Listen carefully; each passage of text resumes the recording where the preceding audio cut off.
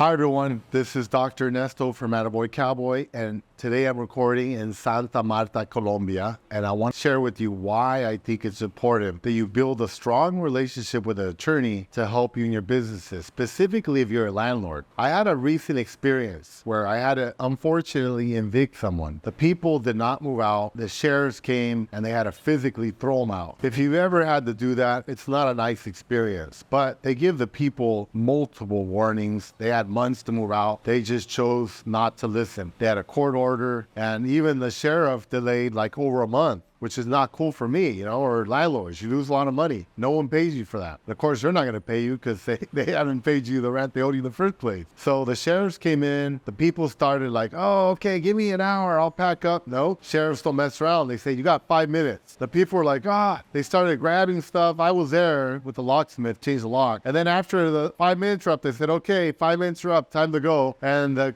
tenants started hustling. They're like, smooth talking, all this. They said, no, come on. And I saw the sheriff actually grab the guy by the shirt and walk him out the door. I mean, they weren't messing around, which is very cool. Okay, because a lot of times people don't have respect for authority. And it's good to see that at least the cops, you have someone that can back you up. So kudos to the police officers and their service to the community. So they walked the people out, we changed the locks, and that was it. Now I left to Home Depot to go buy some supplies. I was going to go in and start working on the house. I came back an hour later and these people broke in. They broke the windows, got back in the unit, and they were in there like setting up shop again. I was like, damn, these guys have a lot of balls. So I called the police. The police came out. This is LAPD now. This is not the sheriff. When you get evicted and the sheriffs come, they post a notice on the door. And it says your name, and it says you can't come in within so many 100 feet of the property for I don't know how long. I think it's a few years or something. So they not only can they not come back in, they can't even be on the premises or on the sidewalk. These guys obviously didn't care. They actually broke in. Now that's breaking more laws. That's breaking entry. Police came out. I explained to them what's going on. And I thought they were going to grab them and kick them out. No, they were actually arguing with me. They were saying, hey, give them a break. Let them pack their stuff up. I said they've had like 6 months pack their stuff and leave. And they've had several weeks since the judge told them they had to leave. And I had other stuff to do. I'm missing work. Cops didn't care. So that was pretty frustrating because the cops are not following the court order. They're not following the cops. They're not following the sheriff's orders. And, they're kind of teaching these people that it's okay to break the law, which is not cool. That causes a societal breakdown. So I was upset. So I called my attorney, Dennis Block in Los Angeles. He's one of the biggest eviction attorneys. Actually, one of the most famous in the U.S. actually. And luckily, I got him on the phone. And I told him, Dennis, this is what's going on. And they said, okay. He says, let me talk to him. And I said, all right. I told the 3 officers, I said, hey, those 4 actually. I told them, my attorney wants to speak to you. They said, no, we're not going to talk to him. That's the way they were being the whole time. They were being kind of rude. I said, we want to talk to you. They said, no, we're not going to talk to him. So I pushed the speaker button. And I said, okay, Dennis, you're on speaker. I have officer, and I started reading their names. President, and they're listening to you. And he started off, gentlemen, good afternoon. He started talking, and literally the police officer went, shit, like that.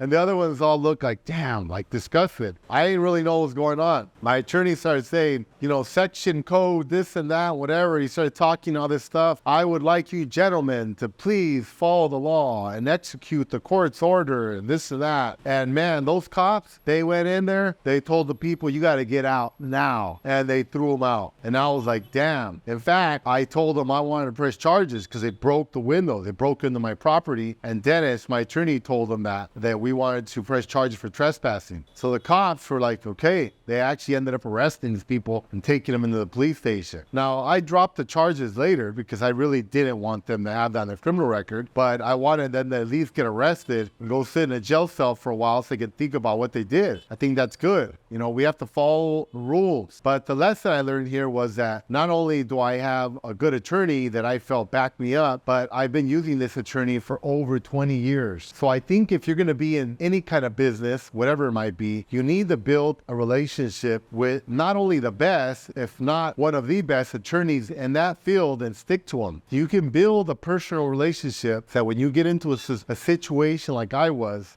they can look on the computer and they can say, wow, this guy's had a lot of cases with us. He's been with us for 20 years. Yeah, let me get on the phone with them for a couple minutes and, do him a favor. This guy did me a huge favor, and I didn't even charge you for it. So it's great. So there's a great benefit benefit to this. You can do a cost-benefit analysis. You could say, hey, this attorney is an extra $100 an hour. But let me tell you, police, other attorneys, wherever you're dealing with, they know who's who. They know who they can get away with stuff. And when those attorneys heard it was Dennis Block and they heard him on the phone, they literally, like I said, they said, oh shit. And they followed the rules. So that's some sage advice from someone that's been a landlord for over 20 years. Don't try to save money on attorneys or any kind of professional advice. That's actually in my book because I've learned the hard way to try to save money. Don't try to save money, okay, on things that are important. It's going to cost you thousands more. Believe me, I've been there. I've suffered because I try to take shortcuts. Don't do it. Establish good relationship and hire only the best. Thank you for watching. And from Santa Marta, Colombia, this is Dr. Ernesto. Thank you and goodbye.